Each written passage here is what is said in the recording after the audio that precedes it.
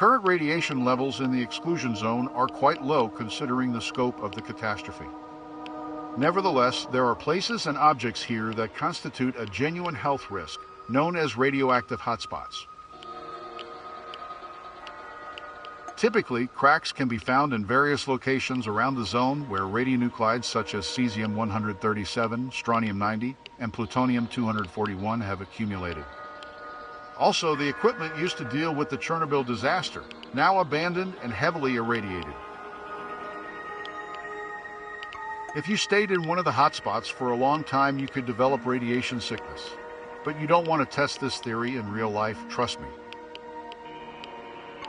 Scientists estimate it will take 3,000 years for the exclusion zone to be free of radiation.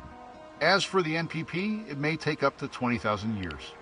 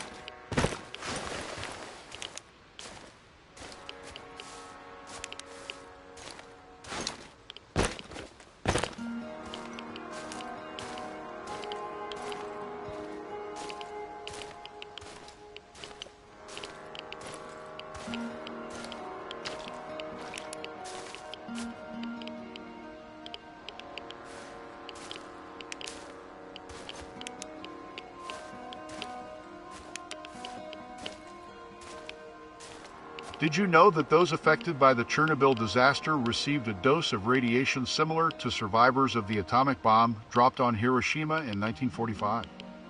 The average dose of radiation received was 45 rem, not enough to cause radiation sickness, but enough to increase the risk of cancer. Around 30,000 people were directly affected by the explosion of reactor number 4. According to the International Atomic Energy Agency, the cumulative radiation dosage generated by the Chernobyl disaster amounted to 10 million rem. 100 to 200 rem will cause mild radiation sickness, resulting in symptoms such as nausea, diarrhea, and fatigue. 300 to 400 rem means a 50% chance of death within the next 2 months if left untreated. Exposure exceeding 400 rem means almost certain death within months, weeks, or in cases of extremely high doses, days. 32 people are confirmed to have died as a direct result of the disaster. The exact number of people who suffered long-term consequences is still an open question in scientific circles.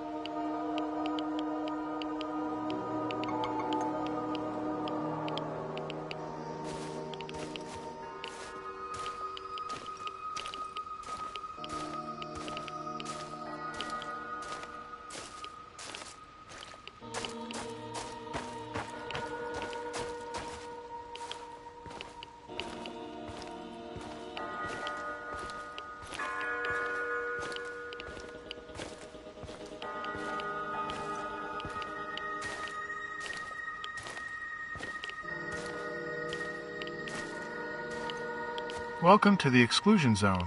Here are some basic facts about the Chernobyl disaster. The accident occurred on April 26, 1986 at the number 4 reactor in the Chernobyl nuclear power plant, then located in the Ukrainian SSR, and now in Ukraine's Kiev Oblast.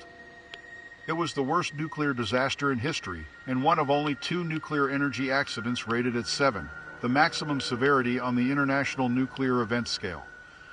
The explosion and fire released large amounts of radioactive particles into the atmosphere, which spread over much of western USSR and Europe. The accident caused a significant number of deaths and illnesses, as well as long-lasting environmental damage. The city of Pripyat and nearby villages were evacuated and never reoccupied. The Chernobyl exclusion zone, covering an area of 2,600 square kilometers in Ukraine and Belarus, was established to limit further exposure and health risks to the public.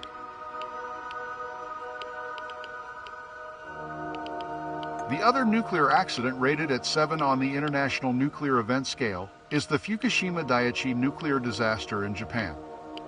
That disaster occurred on March 11, 2011, and was caused by a 9.0 magnitude earthquake and subsequent tsunami striking Fukushima Prefecture.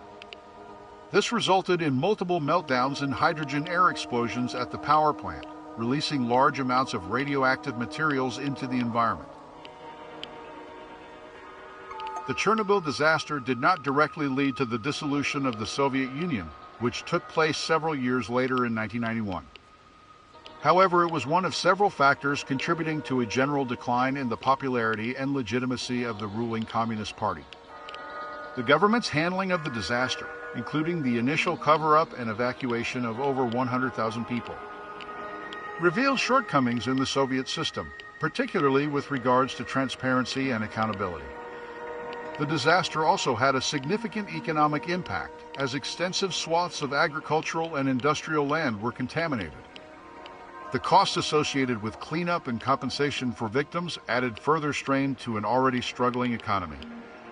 Therefore, the disaster was seen by many as symbolic of the broader problems facing the Soviet Union. It vastly contributed to the growing sense of disillusionment with the government and the Communist Party. Effects of the Chernobyl disaster include widespread contamination of land and increased rates of cancer and other health problems. There is also a long-lasting environmental impact, contamination of soil, water, and vegetation, and economic decline in contaminated areas. Not to mention the mental health impact on those directly affected, such as evacuees and emergency responders. The disaster continues to have far-reaching and long-lasting effects, and its impact is still being felt today.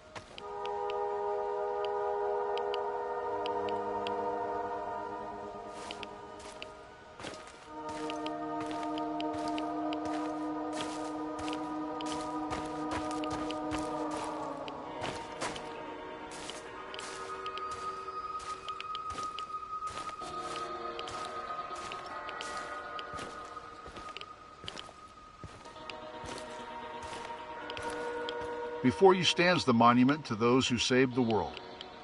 This intricate sculpture commemorates the many heroic firefighters who died from radiation exposure in the aftermath of the explosion of reactor number 4 of Chernobyl nuclear power plant.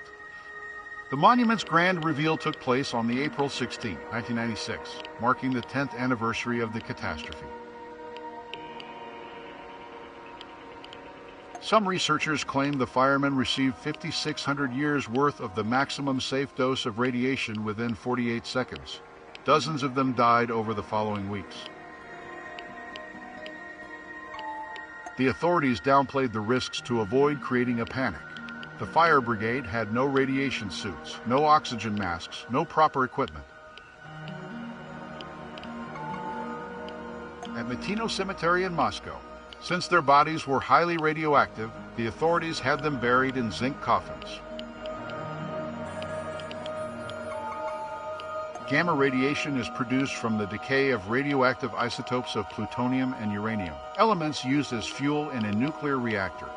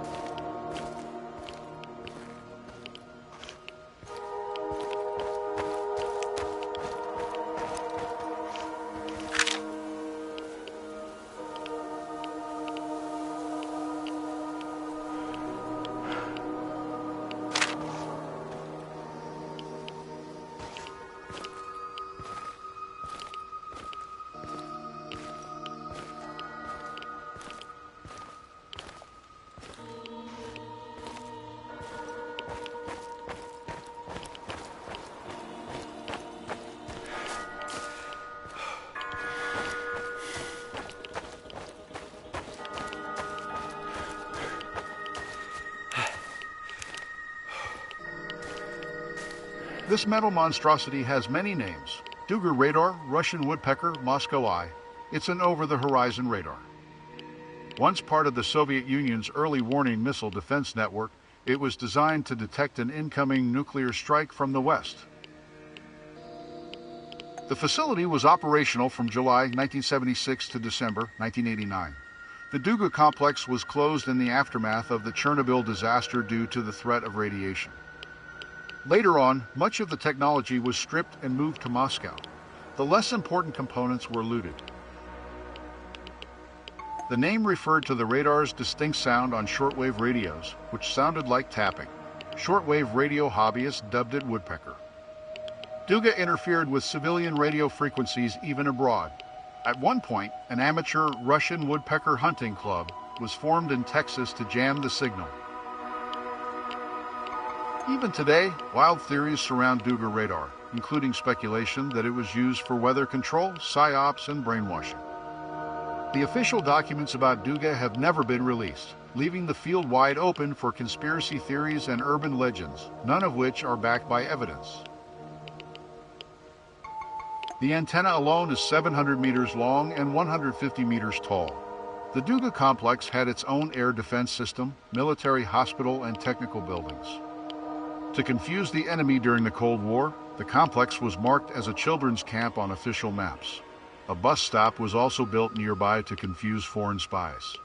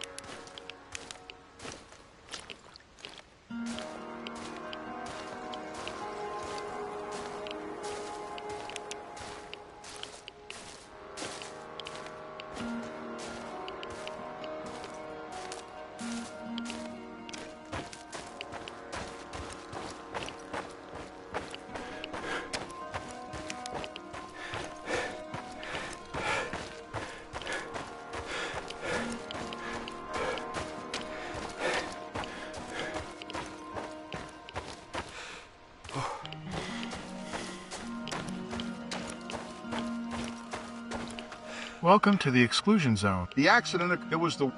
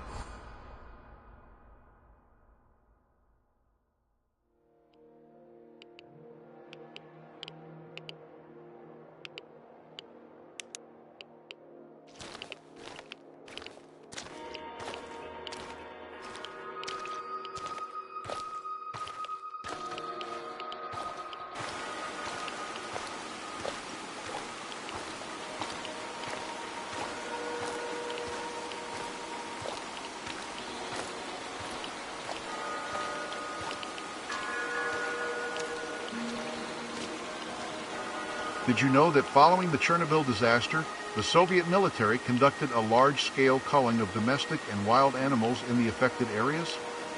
This was necessary to prevent the spread of contamination, but it had a significant impact on the local ecosystem and wildlife populations. The exact number of animals killed during the culling is unknown, but it is estimated to be in the tens of thousands. This included domesticated animals such as cows, pigs, and horses, as well as wild animals like deer, boars, and wolves. Sadly, yes, the only option was to reduce the risk of radioactive contamination of the food supply. Minimizing the exposure of humans and other animals to radioactive materials was also an important goal. Some dogs and cats escaped into the woods in 1986. Their descendants are still living in the zone today, despite the radiation. Volunteers and welfare organizations feed and monitor them.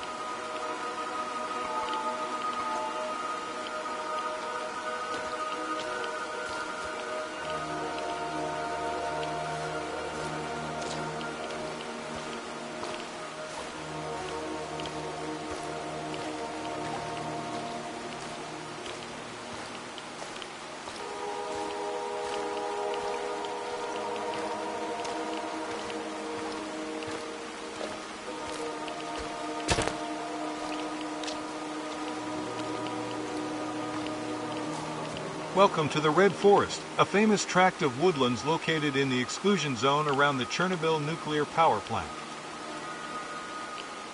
The forest earned its name due to the red color of the pine trees that succumbed to intense radiation following the nuclear accident in 1986.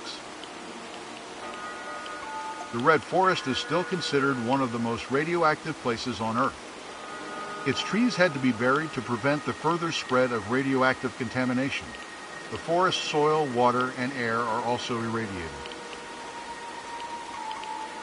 Fortunately, despite the contamination, the Red Forest has become a unique habitat for a variety of wildlife, including deer, wild boar, and wolves. Scientists have also observed mutations in the local plants and animals, including genetic abnormalities and changes in physical characteristics.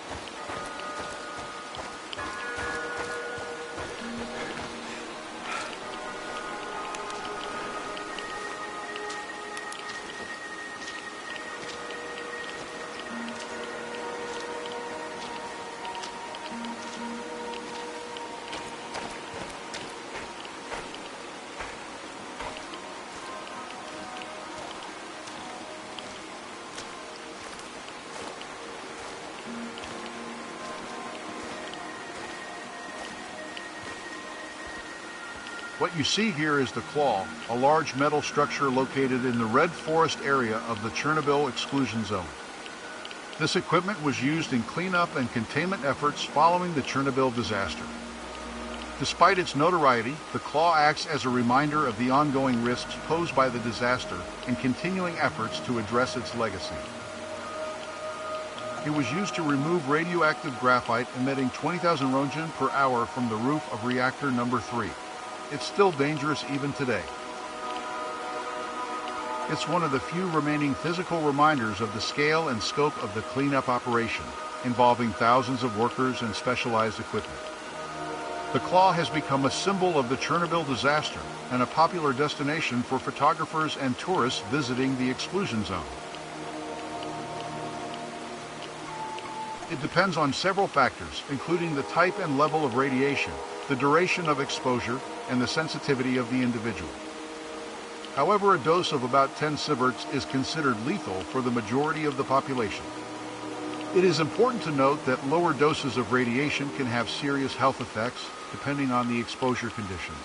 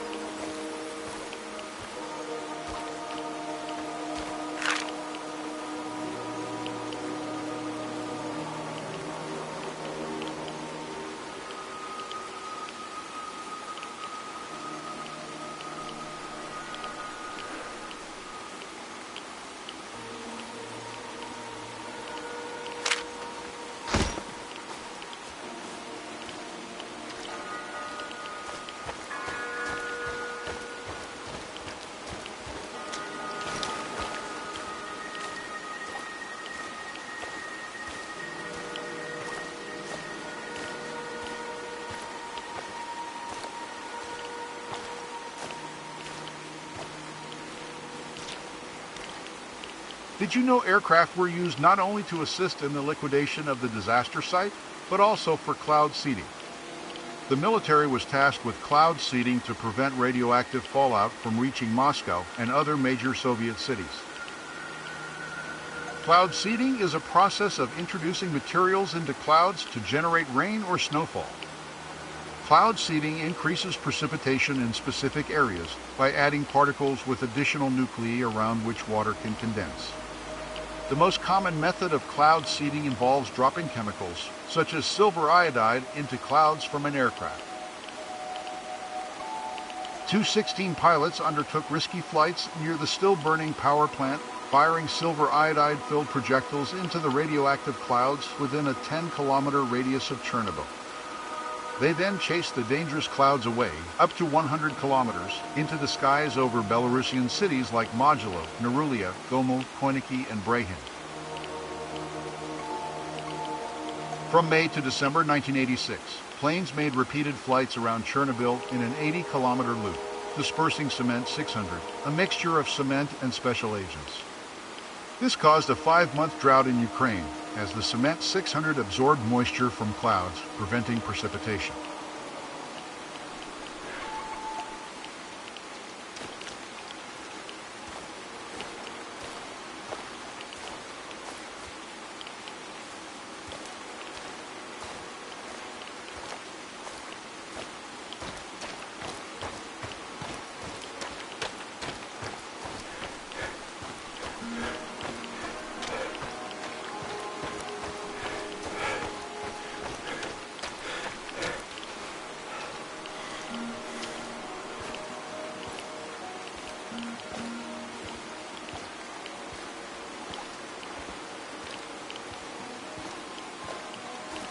Stalker is a term used to describe individuals who venture into the exclusion zone around the Chernobyl disaster site. They do so for various reasons, such as taking photographs and collecting information, or simply for the thrill of exploring a forbidden and abandoned place. Despite the danger posed by radiation, many people still visit the exclusion zone and engage in these activities. Remember that entering the exclusion zone without proper protective gear and authorization is illegal and can be highly dangerous to one's health. The name derives from the 1979 science fiction novel and subsequent movie Roadside Picnic by Russian authors Arkady and Boris Strugatsky. In the book, the term stalker refers to individuals who venture into a restricted zone created by aliens to scavenge valuable artifacts. The term Chernobyl stalkers is an analogy describing individuals scavenging for valuables or exploring within the Chernobyl exclusion zone. Estimates vary widely, but some sources suggest that a few thousand people visit the exclusion zone each year. The majority are tourists seeking to explore the abandoned city of Pripyat and the surrounding area. However, these numbers are difficult to verify, as many visitors enter the zone illegally and without proper authorization.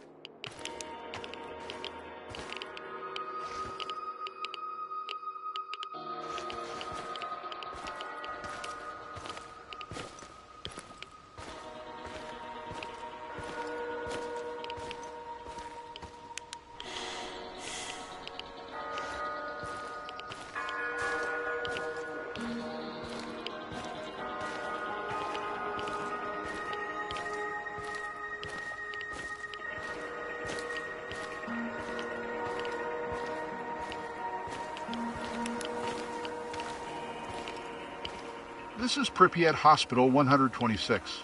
It used to be one of several medical facilities serving Pripyat and the neighboring areas.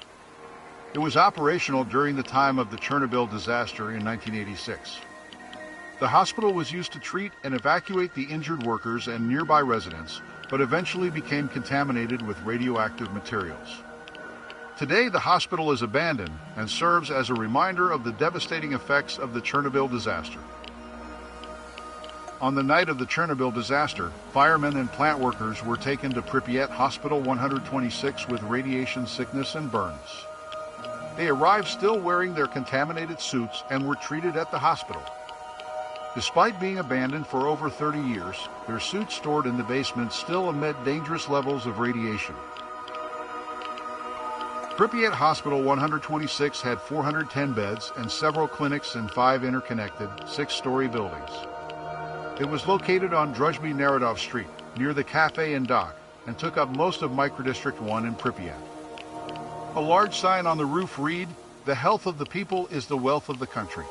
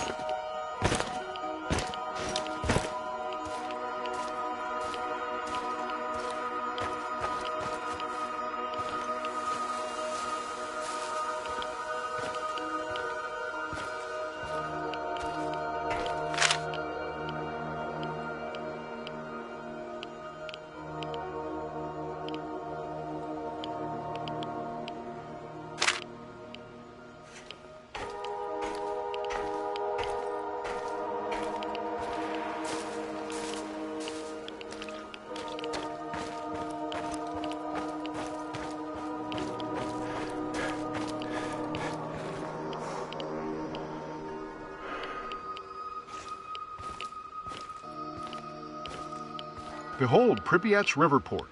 This was once an important transportation and communication hub for the city. The Pripyat River is a tributary of the Dnieper River in northern Ukraine. It's 724 kilometers long and has a catchment area of 97,000 square kilometers. The river flows through the exclusion zone of the Chernobyl nuclear power plant. Before the accident, it was used to transport goods and materials to and from the power plant. The river and its tributaries were heavily contaminated in the aftermath of the disaster. Its water was also used to cool the damaged reactors. The Pripyat River is home to a variety of fish, including catfish, bream, perch, pike, and roach. But fishing in the river and its tributaries is prohibited.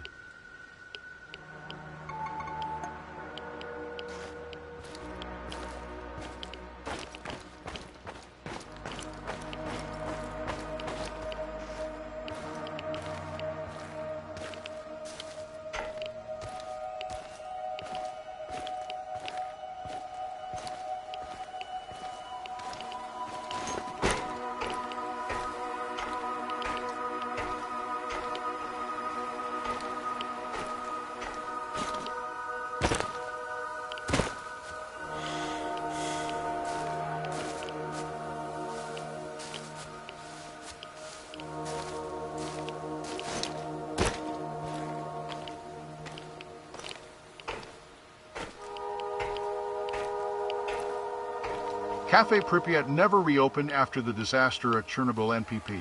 It remains abandoned and is now a popular tourist destination in Pripyat. This place is really one of a kind. It offers a unique and eerie glimpse into the past. It was a place of leisure and recreation in a youthful, forward-thinking community. Inside the cafe, ornate stained glass windows added a touch of elegance which was vastly different from the city's uniform architecture. It was known as the Dish and was a popular lakeshore hangout for young people in Pripyat. It was a hub of activity in the summer and hosted regular picnics and barbecues. In the winter, families would go ice skating on the frozen lake. On April 26, the government commission in Pripyat discussed using helicopters to scatter sand over the damaged reactor. This sand was gathered from near Cafe Pripyat. 150 young men with shovels, along with a truck filled with empty sacks, were dispatched for the operation. They worked tirelessly through the night, filling one sack after another until they were allowed to go home and rest.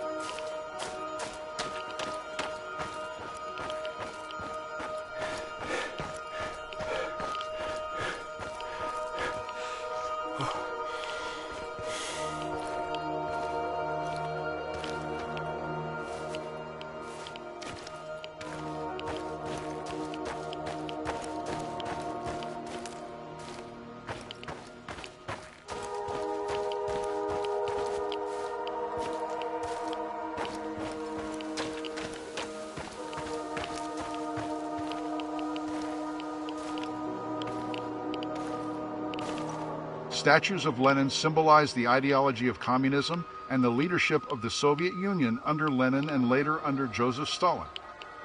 They were often prominently placed in public spaces like town squares, parks, and on top of buildings. They were a reminder of the state's power and its officially mandated ideology. The statues were a form of political propaganda used to promote the ideals and values of the Communist Party and to maintain public support for the government. Soviet propaganda regarding the Chernobyl disaster portrayed the event as a minor accident caused by operator error. The official response downplayed the number of casualties and emphasized the Soviet state's quick response to the disaster. The goal was to minimize public panic and maintain trust in the government and the nuclear energy industry.